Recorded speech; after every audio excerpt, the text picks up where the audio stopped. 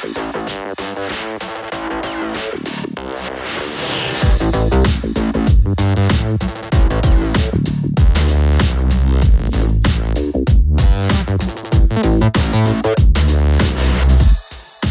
bist der Martin.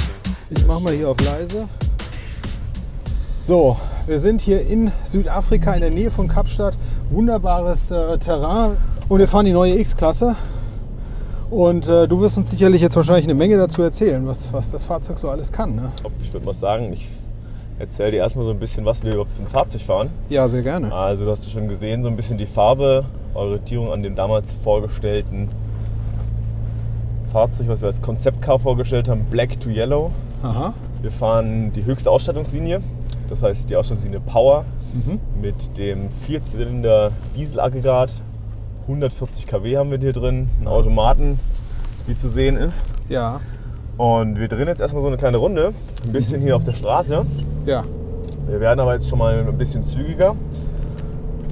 Wie man sieht und merkt, einer unserer Hauptaugenmerke an der Stelle, Fahrkomfort, auch auf der Straße. Kann man wirklich sich nicht beschweren, ja. Also ich sag mal, wir sind jetzt hier schon mit 80 Sachen in den Kurven unterwegs, problemlos.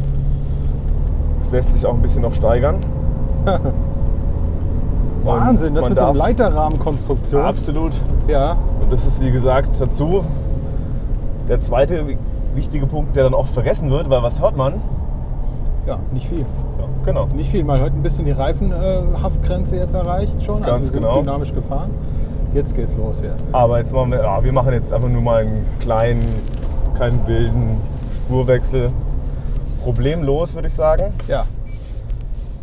Bis zu 100 km/h können wir auch einen Allradantrieb, den 4H, reinschmeißen. Haben wir gerade jetzt mal gemacht. Ach krass. Ja. Das heißt... Das ist jetzt der zuschaltbare Allrad. Genau, wir sind jetzt schon im Allradbetrieb hier unterwegs. Ja. Machen jetzt die erste Schleife ein bisschen im Prinzip durchs Gelände. Wie du schon gesagt hast, dann absolut richtig erkannt hast, Leiterrahmenkonstruktion. Durch den Leiterrahmen sind wir hier natürlich optimal auch im Gelände einfach unterwegs. Aha. Und wir können natürlich nicht nur 4H, sondern wir können natürlich auch 4 Low und wir können auch noch eine Diff-Sperre hinten. Das heißt, was wir jetzt aktiviert haben ist, man sieht es hier bei mir im Kombi-Instrument, Diff-Sperre, 4 Low ist drin und jetzt können wir noch mal so ein bisschen hier so eine kleine Verbindung machen, die sogenannten Modules. Wow. Fahren wir einfach mal hier, die natürlich auch einfach dadurch, dass wir ein Leiterrahmenfahrzeug haben, auf dem Leiterrahmen basierend hier problemlos machbar sind. Ja, geil. Und ich sag mal, gerade eben sind wir noch mit gut 100, 110 Sachen Ja. da lang gefahren und auch hier, was hören wir? Nichts. Ja. Genau. Also NVH, absolut geil. Absolut auch einer von unseren Hauptaugenmerken. Wir haben jetzt den Low wieder deaktiviert, genauso wie die Diff-Sperre. Das heißt, wir sind jetzt ganz normal wieder im 4H unterwegs. Ist die Diff-Sperre dann immer 0 oder voll? Ja, das ist im Prinzip die Hinterachse-Sperre, genau, die ist voll drin. Wir haben ansonsten Vorderachse, Hinterachse eine Verteilung von 50-50 an der Stelle, was das Thema Allrad angeht. Und der zweite Gesichtspunkt, der auch einem im Gelände sehr nahe kommt, wir haben natürlich, man kennt es aus dem Pkw-Bereich, eine 360-Grad-Kamera, Ja, das ist natürlich sehr gut. die auch absolut realistisch darstellt. Wir werden jetzt mal ein kleines Wasserloch durchfahren. Ja. Wir haben bei uns eine Warttiefe kurzzeitig von 600 Millimetern. Park Distance Control hat angeschlagen. Ja, merkt gut, man wieder, der hat... das ist halt auch ein Stadtwagen. Ja, das hat das Wasser abbekommen. Ich kann es aber problemlos hier bei mir deaktivieren. Ja, ja. Also ohne Probleme möglich. Wow. Ein kleiner Steigungshügel. Auch an der Stelle. Stehen. Wir stehen jetzt aktuell. Wir haben die Möglichkeit, 2 Sekunden lang Fuß von der Bremse zu heben, aufs Gas zu gehen. Ohne Stress. Ohne Stress im Prinzip anzufahren. Das heißt, wir haben hier eine Berganfahrhilfe, die uns einfach hilft, auch im Gelände hier voll unterwegs zu sein. Ja. Das mal als kleiner erster Vorgeschmack auf das Thema Offroad. Jetzt werden wir ein bisschen zügiger noch, weil ich sag mal, der zweite Gesichtspunkt, der uns einfach unheimlich wichtig war, der Sitzkomfort. Von den Seiten halt her, man kennt es, Mercedes typisch, die engen Seitenbanken, die einen wirklich einfach in der Seite halten. Ja. Und ich sag mal, wir sind mal easy mit 120 Sachen gerade hier unterwegs. Ja. Und das, wie gesagt, wie du gesagt hast, mit einem Leiterrahmenfahrzeug. Was haben wir für ein Leergewicht? Boah, wir haben Leergewicht jetzt bei dem Fahrzeug, ich müsste lügen. Wenn nicht, blenden wir es ein. Weil natürlich an der Stelle auch ausstattungsabhängig. Also wir haben jetzt hier die höchste Ausstattungslinie mit einer Menge Sonderausstattung drin, die dann doch vom Leergewicht etwas mehr mit reinbringt. Ja. Also das genaue Leergewicht müssten wir dann einblinken, was wir jetzt hier haben. Wir kommen jetzt hier auch, wir haben jetzt ein paar Schlammlöcher hier. Mhm. Ich bin nicht im Allrad, ich bin im heckbetriebenen Allrad. Also auch das ist meistert das Fahrzeug vom Gelände her problemlos. Mhm. Wie gesagt, die 140 kW hier mit den 450 Newtonmetern, die bringen uns ja schon vorwärts. So, wie du siehst, auch auf der kleinen Schotterpiste, Offroad-Piste hier, sind wir vom Fahrkomfort her. Ja. Also ich muss wirklich sagen, ich kann mich nicht beschweren, ich sitze hier sehr gut drin, Geräuschkomfort ist perfekt. Und wir sind jetzt mit, was hast du gesagt, 190 PS ist jetzt, genau. 250 140 kW, genau, das ist der X250D, ganz genau. 4-matig und dann haben wir im nächsten Jahr aber dann den X350D mit permanenter 4-matig, das ist dann das Spitzenmodell. Ne? Ganz genau.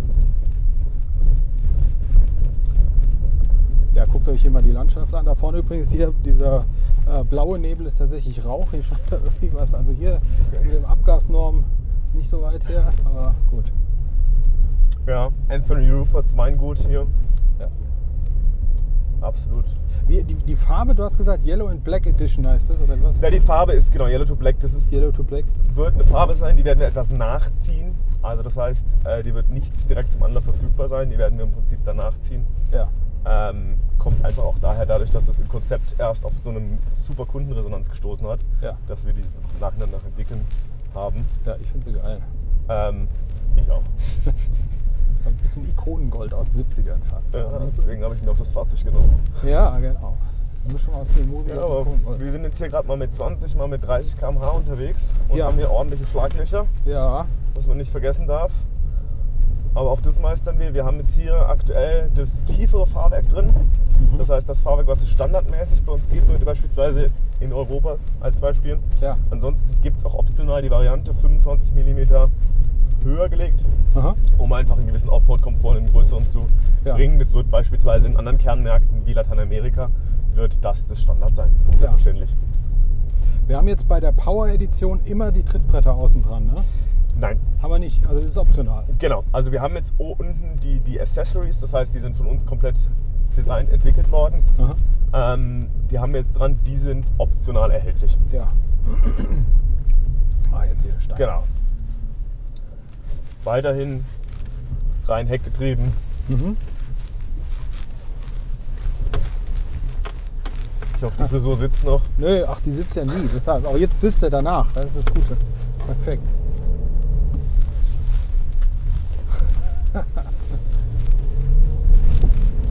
Ja, ist schon ein gutes Fluchtfahrzeug auch. Wenn man schnell irgendwo weg muss.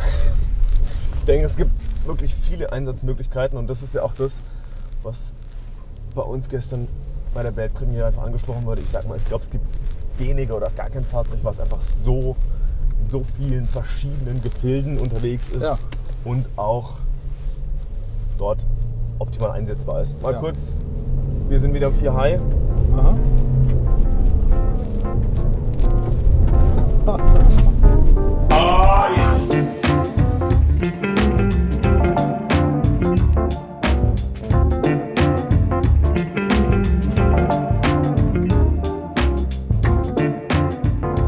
Jetzt haben wir hier den Herrn Meiners. Der Herr Meiners erzählt uns jetzt mal über Jens. Zeig uns doch mal so, was dir so ein bisschen bekannt vorkommt. Ja. Also das Auto hat natürlich schon von den Proportionen einiges von Nissan. Das sieht man vor allen Dingen in dieser zentralen Partie. Die Frontpartie ist sehr, sehr eigenständig. Der Heckbereich ist ebenfalls sehr, sehr schön gemacht, sehr reduziert, tolle Rückleuchten, vertikal, gerade in dieser Ausführung mit den LEDs. Aber dieser zentrale Bereich, das DLO, das erinnert stark an den Nissan Navara natürlich, von dem es auch eine Renault-Variante geben wird.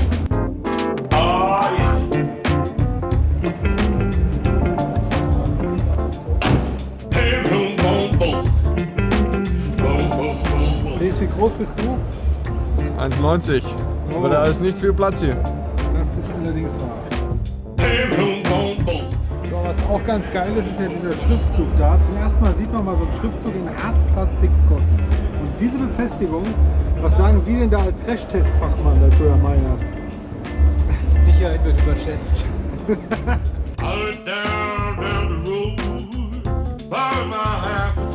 Ja, also wenn wir uns hier reinsetzen, dann wirkt das auf den ersten Blick eigentlich sehr, sehr schön. Und erinnert stark an die Mercedes-Personenwagen, Lenkrad, dann diese Instrumente in Tubenoptik, die konkave Fläche hier auf dem Armaturenbrett, gerade hier in dieser Top-Variante, natürlich sehr, sehr schön in diesem Aluminium-Look. In den Einstiegsvarianten ist das ein bisschen blasser. Aber wenn man genauer hinschaut, dann hat das natürlich alles nicht das Niveau der Personenwagen. Das ist hier zum Beispiel selbst in dieser Höhe Hartplastik.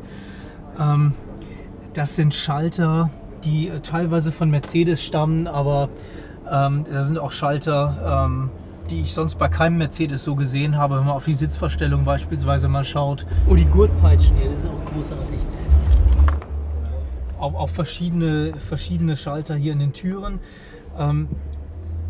Dieser Wählhebel, also der wirkt auch rustikal, würde ich mal sagen, auf dieser verchromten Stange. Und das erinnert auch eher an Japaner der 90er. Andererseits hier sehr, sehr schön diese Cobra, die wir aus dem Mercedes-Personenwagen kennen, die auch auspreistüchtig ist, dieses Touchscreen. Hier wieder Hartplastik. Natürlich. Es muss natürlich aber auch alles stabil sein bei so einem Pickup. Die X-Klasse ist ein richtiger Mercedes. Ich glaube, man kann es hier wunderbar erkennen in der Kamera. Es bedarf nicht vieler Worte. Aber wie unser Designchef immer sagt, hot und cool ist wichtig. Ich würde sagen, das Fahrzeug ist hot und cool. Aber natürlich ist das nicht das Einzigste. Auf der anderen Seite haben wir sehr viele Funktionen ins Fahrzeug hineinentwickelt. Wenn es um das Thema Safety geht, ist uns sehr wichtig. Wenn es um die Zukunft geht, Konnektivität haben wir dort im Fahrzeug entwickelt. Und natürlich klar, Komfort, Fahrspaß, die Themen haben wir ins Fahrzeug hineinentwickelt. Und deswegen sind wir davon überzeugt, dass unsere X-Klasse ein echtes Mercedes-Benz-Produkt ist. Mercedes sagt ja, das sei das einzige Premium-Fahrzeug in dieser Klasse, aber der Amarok V6 von Volkswagen ist auch nicht schlecht von den Materialien. Aber schauen wir nochmal hier, das ist zum Beispiel ein schönes Element. Klassisches Mercedes-Element kennen wir zum Beispiel vom W123 und anderen noch älteren Fahrzeugen, das jetzt wiederkommt und das jetzt also auch sehr, sehr schön in diesen Pickup integriert worden ist. Also insgesamt ein bisschen zwiespältiger Eindruck, aber wenn man sich die Basis mal anschaut, den Nissan Navara, dann ist er schon deutlich hochwertiger, aber er ist natürlich auch viel teurer als der Nissan.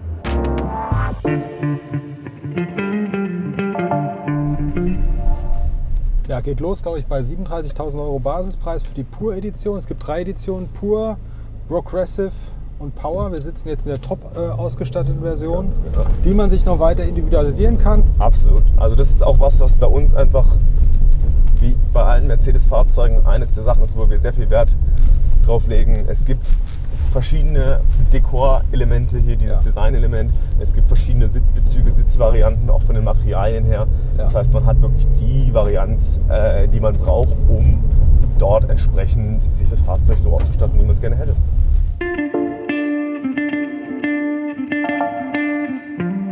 Endlich mal wieder Mercedes mit verchromten Stoßstangen. Das stimmt. Großflächig verchromte Stoßstangen. Ja.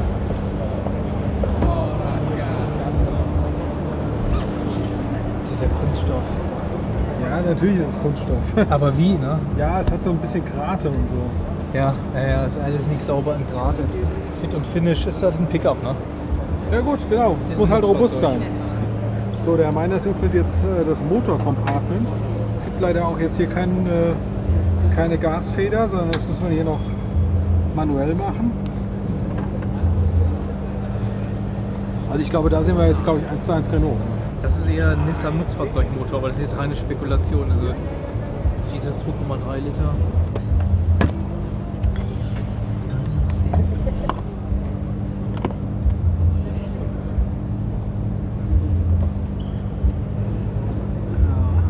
Ja gut, hier guck, Renault. Nee, ist alles französisch. Ja, das Auto soll ja auch in Frankreich verkauft werden. Diese Versuch jetzt bitte nicht filmen. Die Versuche meinst du, wie du aus dem Renault-Motor wieder einen Mercedes-Motor machst?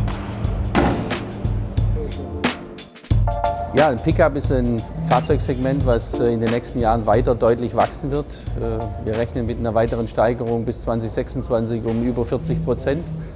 Und damit ist es ein sehr attraktives Segment und es ist ein Segment, in dem wir bisher nicht vertreten sind. Von dem her, ich denke, es ist die richtige Zeit, dieses Produkt auf den Markt zu bringen. Gut, wir sind immer auf der Suche, wie wir unser Portfolio erweitern können, wie wir Wachstum generieren können. Und vor Jahren haben wir in einer Strategiephase uns angeschaut, welches Produkt perfekt zu uns passt. Das war dann ein Pickup, weil der Pickup ist auf der einen Seite ein Weltprodukt, auf der anderen Seite, ja, es ist ein Dual-Use-Produkt. Das heißt, man kann es einsetzen für kommerzielle Einsätze, als quasi Transporter, als ein Workhorse. Auf der anderen Seite kann man es aber auch einsetzen für einen privaten Gebrauch. Es ist sehr lifestyleig in der Zukunft und deswegen fiel die Wahl für uns, als wir unser Portfolio erweitern wollten, auf den Pickup.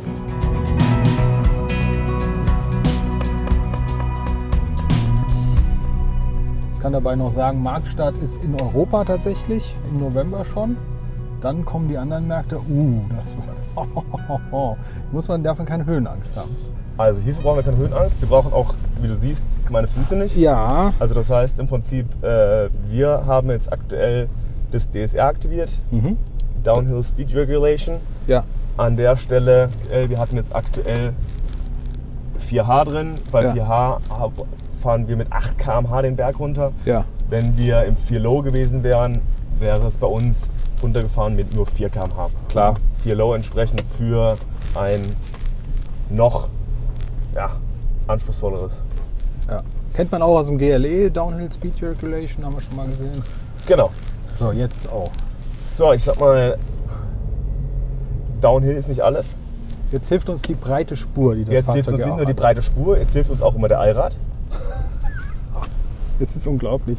Der So. Mann sitzt jetzt 1 Meter über mir. Also wir haben jetzt hier mal easy, wir schaffen Seitenneigung 45 Grad an der Stelle. Ja, Kein Problem. also so wäre ich jetzt aufrecht. Genau. So, jetzt kommt auch mal, im Prinzip, man muss ja auch mal die andere Seite genießen können. Nicht nur unten, sondern auch mal oben. Wir können auch Gut, dass ich angeschnallt bin. an der Stelle uns das Ganze nochmal von oben ein bisschen angucken. Ja. Irre. Sehr, sehr schön. Ja, wunderbar. Also entgegen aller Unkenrufe, es ist kein US-Fahrzeug, es kommt auch nicht auf den amerikanischen Markt, es ist ein Midsize-SUV, deshalb wird es auch keinen V8 geben. Gut, die Hauptabsatzmärkte sind überall in der Welt, aber es gibt spezifische, wo das Fahrzeug Pickup, die X-Klasse, sicher einen großen Kundenstamm finden wird. Das ist auf der einen Seite Lateinamerika mit den Hauptländern Argentinien, Brasilien. Das ist natürlich Australien, das ist Südafrika, aber auch in Europa gibt es Länder, wo der Pickup doch heute schon ein gern gesehenes und gern genommenes Produkt darstellt. Ich erwarte viele begeisterte Kunden in den Märkten, die wir als Zielmärkte ausgemacht haben. Und ich bin mir sicher, dass das Produkt die Erwartungen auch dort erfüllen wird. Viel Herzblut in das Fahrzeug geflossen. Ja, das glaube ich. Bist du denn auch in der Entwicklung dann? Ich bin in der Entwicklung tätig und habe auch das Fahrzeug von Anfang an mitentwickelt. Nee, du musst mir nur sagen, wo die Striche sind. Ich sehe nichts. Ich sehe. Da wo ich bin. Super. Hier. Boah. Ja, der 360-Grad-Kamera. Ja. Ja. Also als erstes. Guck mal. Natürlich. Guck mal. Sieht man, das ist nämlich das Schöne, dass er das kann. So, ich muss jetzt gucken, dass ich diese kleinen Striche dort treffe. Mit Sonnenbrille. Was ist genau deine Aufgabe bei der Entwicklung gewesen? Ich bin in der Gesamtfahrzeugentwicklung tätig, im Prinzip für alle Themen, die jetzt so den Anlauf und die Entwicklung von dem Fahrzeug, so ein bisschen die Steuerung und die Koordination. Okay, also vielen Dank. Danke.